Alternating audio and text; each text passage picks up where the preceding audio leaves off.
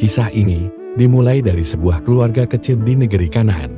Seorang ayah bernama Yakub, yang juga dikenal sebagai Israel, tinggal bersama ke-12 putranya. Yakub sangat mencintai semua anaknya. Namun ada satu yang paling istimewa di matanya, Yusuf. Keistimewaan Yusuf ini membuat iri saudara-saudaranya yang lain.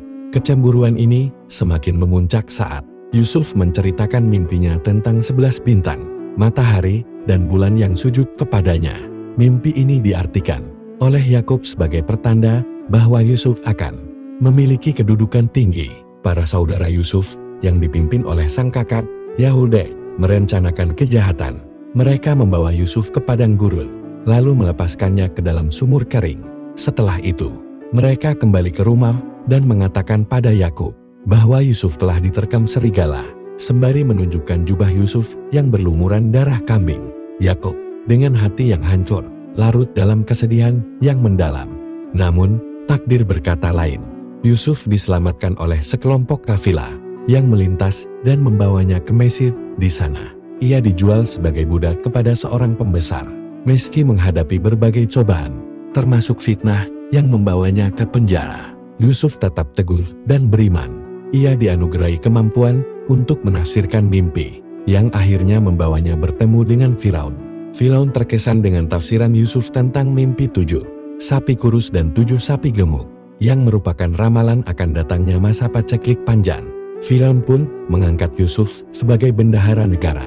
Dengan kecerdasan dan pengalamannya, Yusuf berhasil mempersiapkan Mesir menghadapi masa paceklik. Bertahun-tahun kemudian, masa paceklik tiba. Kelaparan melanda Kanaan, dan memaksa Yakub mengutus 10 anaknya untuk pergi ke Mesir membeli gandum. Mereka bertemu dengan Yusuf, yang kini menjadi orang penting di Mesir. Namun, mereka tidak mengenalinya.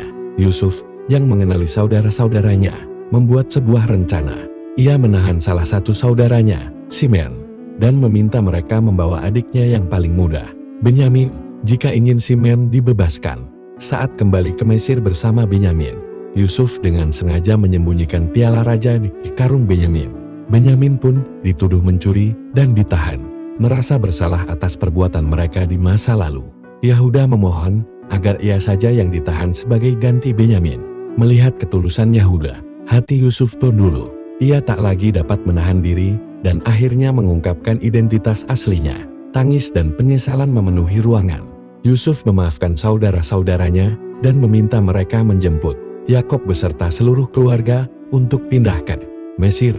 Yakub, yang telah lama berduka, sangat gembira mendengar kabar bahwa Yusuf masih